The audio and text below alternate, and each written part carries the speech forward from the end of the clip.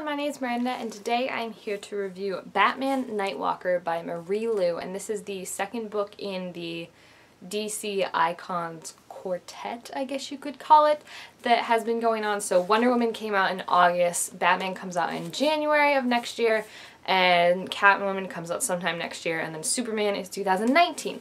So, good old Batman, even though it's really about Bruce Wayne, because it's when he was a teenager. I almost called him Bat Wayne, and I've never done that before, and now I really don't know how to feel about myself. This book is about Bruce Wayne, like I said, when he turns 18 and kind of really starts to come into his family's legacy and really stepping up with his work at Wayne Tech, and also stepping up in his pursuit of justice as a vigilante, even though he hasn't taken a step to actually be a vigilante yet, but we're definitely seeing the steps where he can't really ignore situations where he sees something that's unjust going on. So I like that you can see kind of the progression of where Batman comes from this Bruce Wayne, because you can definitely tell. I mean, there's never a part where he's like, hey, maybe I should go around and do this, but like dress up like a bat and go help people. But you definitely see where he wants to right the wrongs that he sees, and he wants to protect the innocent, and at the core that is who Batman and Bruce Wayne is. So it's nice to see him already have that.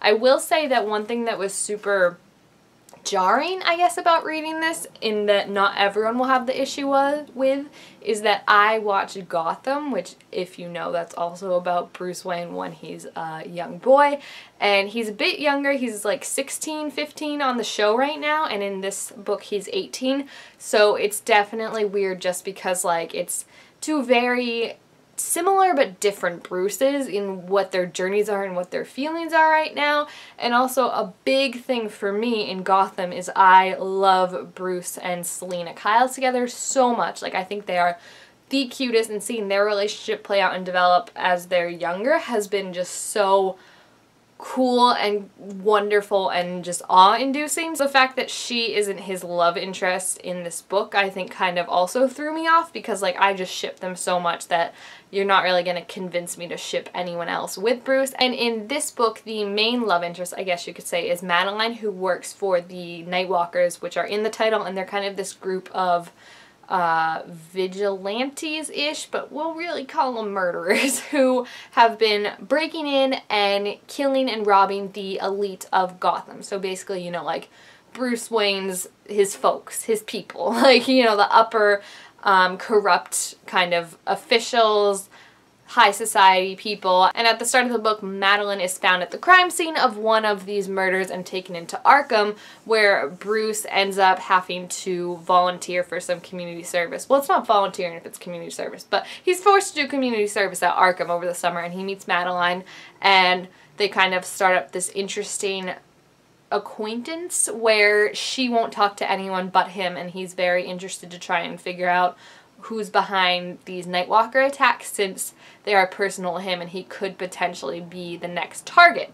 So like I said, it's just interesting because I think that relationship of Bruce and Madeline, they're really trying to sell it in like, oh, you know, girl from wrong side of the tracks and a billionaire boy, like it's adorable, but that's literally just Selina and Bruce. So like, you're never gonna get me to ship someone other than Selina and Bruce. Not only that, but you're just making like a D-grade version of Selina in Madeline. Like, I think she was interesting, but she didn't really serve anything else unless she pops in maybe the other books that are coming out, Catwoman or Superman, even though I can't really see her doing that. I just feel like she wasn't that fleshed out of a character. She was kind of very cliche for like the, is she good, is she bad, is she somewhere in between, you know, kind of like that. And I feel overall, while the book was strong, it's very short. First of all, it's only 250 pages, which is just so short, but then it still manages to drag towards the end. And the thing is that even though it's written by Marie Lu, who is a great writer, like the writing's fine, but it's nothing fantastic, you know? Like, I think, again, I have a lot of preconceived notions because of my version of Bruce on Gotham, so if you don't have that, you might be able to enjoy this book more. And I did really like, there's a like variety of characters that you'll recognize from the comics, and it's cool seeing them when they're younger. But again, I just feel like, I don't know, I just feel like for Bruce, this is kind of like very generic, I guess. Like, a lot of the plot twists I saw coming, they weren't surprising to me. And I just feel like it was good because it definitely felt in character a lot with, like I said, Bruce wanting to protect the innocent and kind of gets himself more in trouble in trying to right things. Like, he gets himself in trouble, so he's willing to risk himself to make something right, which I think is very in character with Bruce, and you kind of get to see him struggling with this and kind of trying to reconcile, and Alfred's just there rolling his eyes in the background like, please dude, just try and stay alive. Like, I just need one good night's sleep, just one where I'm not worrying about you. So it's good that that still feels really intact, but other than that, I wouldn't say the new original characters or this plot in particular is like, oh my gosh, astounding like Wonder Woman was. Wonder Woman was amazing in my opinion, and I'm not trying to like intentionally compare those. I just feel like because they're part of the same series, it's going to happen that in my mind I was just like, Wonder Woman was just more entertaining to me. So at the same time, this book isn't bad at all. I think it's very interesting. It's a cool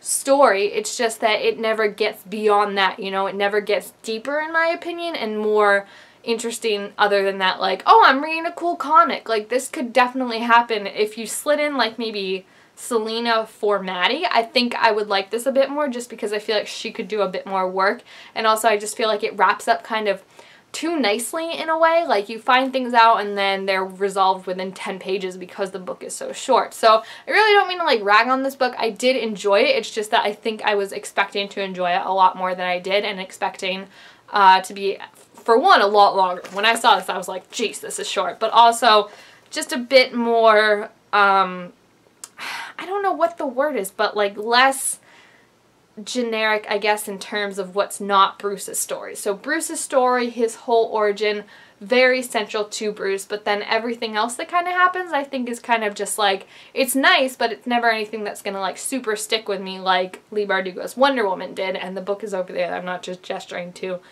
an empty space. But overall, I did enjoy it. I think it was interesting. The cover's amazingly pretty, and I'm always down for seeing Bruce Wayne as a teenager because I think it's just amazing to see who he was before he decided to become Batman and kind of become more guarded in a way. And you kind of, it's nice to see his own thought process and how he kind of takes the steps to become Batman and become the Bruce Wayne that we know today. So it's definitely, it was a good, interesting read, and I like, again, just look at that cover. Like, Bruce, oh man, he's giving you all the Bachelor billionaire vibes. I feel like his connection with the city of Gotham was really strong, which is an important thing for Bruce because that's really what he's fighting for.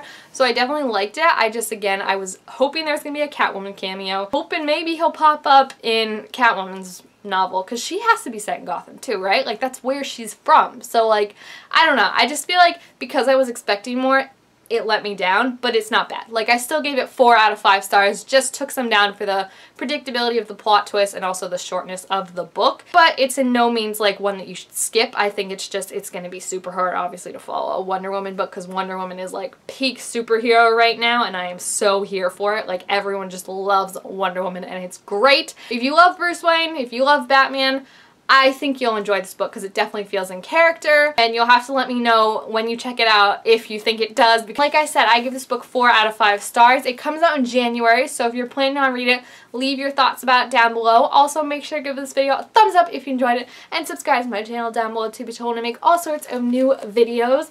Like Bruce, I am now out, so we'll see you next time. Bye!